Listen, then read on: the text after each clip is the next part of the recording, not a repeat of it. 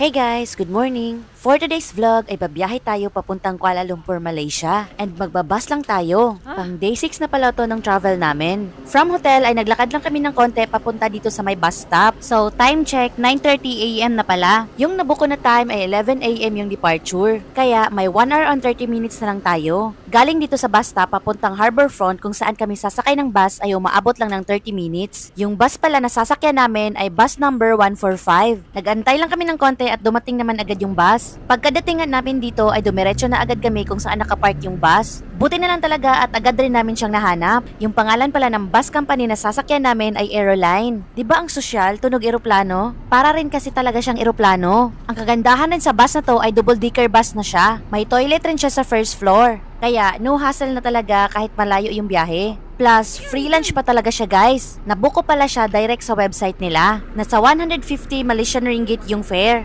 So, nasa 1,870 siya in peso. Pagkatapos nga maload yung mga gamit namin ay umakyat na rin kami dito sa bus. Nasa 5 hours pala yung biyahe from Singapore to Kuala Lumpur. Kaya yung expected dating namin sa Kuala Lumpur ay mamayang 4 PM. Ayan na nga at si Big Boss yung naunang umakyat. Nasa second floor kasi yung binook ko na upuan. Bale, upon booking, pwede na kayong pumili kung saan kayo uupo. So, yung napili ko ay dito sa pinakaharap para kitang-kita namin yung mga madadaanan naming lugar papuntang Kuala Lumpur, Malaysia. So, yung upuan pala nila ay napaka-komportable. Tapos, may tig-isang monitor pa kami. Kaya if ever na may kasamang bata ay hindi talaga maboboring sa biyahe. Marami ring palabas na pwedeng pagpilian. Pwede rin tong iangat para mas komportable yung panonood mo habang nasa biyahe. Saglit lang kami nagantay at on time naman umalis yung bus. Ayan na nga at nagbabay na ako sa Singapore. Babiyahe pala kami ng less than 1 hour papunta sa border palabas ng Singapore. Kaya eto namang si Big Boss ay busy na maghanap kung ano yung papanoorin niya. Buti na lang talaga at etong sa harap yung kinuha ko. Kasi kitang-kita talaga namin yung mga nadadaanan namin. So guys, alam nyo na, mas okay talaga na maaga tayong mag-book para marami pa tayong pagpipilian. So, eto pala yung mga palabas na available dito sa monitor nila. And ganito naman yung panahon ngayon dito sa Singapore, medyo makulimlim. Sana lang talaga ay hindi maulan pagdating namin sa may Kuala Lumpur, Malaysia. Medyo matagal-tagal na rin kami nagbabiyahe nito and malapit na kami sa may border. After ilang minutes ay andito na nga kami. So, alam naman natin yung mga rules dito sa may immigration and bawal talaga yung mga camera. Kaya hindi na ako nakapag-video sa loob. So, kung paano pala yung sistema ng pagpasok namin dito sa Singapore ay ganun pa rin paglabas. Naka-automated immigration pa rin kaya sobrang bilis lang. After nga namin makalabas sa immigration ay dumiretso na kami dito sa bus. Nung nakaakyat na lahat ay umalis na rin kami agad. So, dadaan pala kami sa mahabang tulay patawid ng Malaysia. And eto pala yung first time namin ni Big Boss na mag-cross border. Kaya excited kami parehas. Kaya guys, pag gabi yung biyahe nyo, wag muna talaga kayong matulog pag hindi nyo pa nalampasan yung lahat ng immigration. So ayan nga guys, at patawid na kami dito sa tulay, papasok na kami ng Malaysia. After nga ng ilang minutes ay andito na rin kami sa may immigration. So yung immigration naman dito sa Malaysia guys ay hindi siya katulad sa Singapore. Dito kasi same siya sa Philippines na may immigration officer talaga na magtatanong. So yung tinanong lang naman sa amin ay kung ilang days kami dito sa Malaysia tapos kung anong bansa yung next namin na pupuntahan. So finally guys at nakalampas na kami sa immigration so papasok na talaga kami ng Malaysia. Ang pangalawang bansa sa tri-country namin. Bale ito pala yung pangalawang entry namin dito sa Malaysia. Yung unang entry kasi namin ay sa may Penang, Malaysia habang nag-cruise ship kami. Buti na lang talaga at nakabili na kami ng SIM card sa Penang. Kaya may internet na agad kami pagkapasok namin sa Malaysia. So andito na pala yung lunch namin and kasama na rin to sa binayaran namin. May rice na siya, chicken at gulay.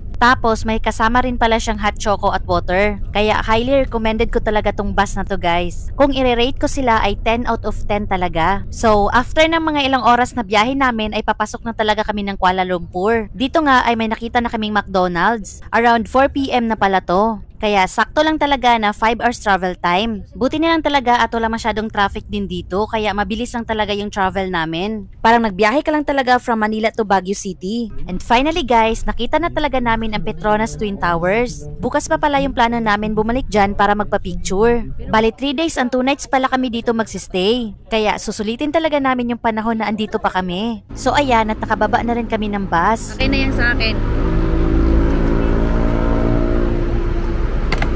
Bising-busy na nga si Big Boss kunin yung mga gamit namin. Kaya habang nag-aantay ako sa kanya ay nagbo-book na rin ako ng Grab. So kung pupunta kayo dito sa Malaysia guys ay kailangan nyo talaga mag-install ng Grab app. Mas mura kasi yung rate nila dito kaysa dyan sa Pinas. Lalo na kung marami kayo, makakasave talaga kayo. Saglit lang kami nagantay at dumating na rin agad yung Grab driver namin. And guys, babae pala yung Grab driver namin. Tapos, nasa kanan pala yung manibela nila dito. So, ayun na nga at malapit lang rin naman yung hotel namin. Kaya ilang minutes lang nakarating na agad kami. And dito pala kami magsistay ng 2 nights. Nasa mismong harap lang pala to ng sikat na Central Market. Sobrang lapit lang rin siya sa Chinatown. Tapos, nasa likod lang rin niya ang MRT station. Kaya sobrang ganda talaga ng location ng hotel na to. Eto na nga at nag-check-in na rin agad kami. Mabilis lang naman siya at nabigyan agad kami ng room. Grabe guys, relax na relax naman kami sa bus kanina pero pag mahaba talaga ang biyahe no, nakakapagod. Mauubos talaga yung energy mo. Pero syempre, ganito naman talaga yung eksena pag nagta-travel, 'di ba? Tapos ang dami pa talaga naming dala kaya nakakapagod talaga magbuhat ng mga gamit. So, yung binigay pala na kwarto namin ay nasa 4th floor. Iiwan lang namin yung mga gamit namin tapos lalabas ulit kami. Pa-dinner na rin kasi kaya maghahanap na lang rin kami ng kakainan. Pakita ko na lang rin itong kwarto namin. So, andito pala sa kaliwa yung CR, tapos water, baso, TV, and buti na lang may malaking bintana yung kwarto namin. Plus malaking kama. Tapos dito naman yung salamin sa may bandang CR. Pakita ko na lang rin pala yung loob. Dito naman sa loob ay may malaking salamin. Tapos dito naman yung mga tuwalya. Sakto lang naman yung laki ng banyo and malinis talaga siya. Nabuko pala to ng around 2,500 per night. Pagkababa namin ay dumiretso na kami dito sa may Central Market. Gusto lang kasi muna namin maglakad-lakad dito habang hindi pa umuulan. So pakita ko lang guys, eto pala yung hotel namin. Time check guys, 7 PM na dito pero ganito pa siya kaliwanag. Kaya pala may ibang mga tindahan dito na close na. So eto palang Central Market ay isa to sa mga pinupuntahan ng mga turista para mamili ng mga pasalubong. And marami ring mga kainan dito sa loob. Sa pag-iikot namin ni Big Boss ay dito kami napunta sa bilihan ng mga chocolates. Kaya dito na rin kami napabili ng mga pasalubong. Pakita ko lang sa inyo yung mga iba't ibang klase ng chocolates na binebenta nila dito. After pala namin dito guys ay doon na kami sa labas ng Central Market kumain. Indian restaurant yung nakainan namin pero hindi na ako nakapag-video, nalobat na kasi yung camera ko. So, mooro tayo gikiingan guys. Bye!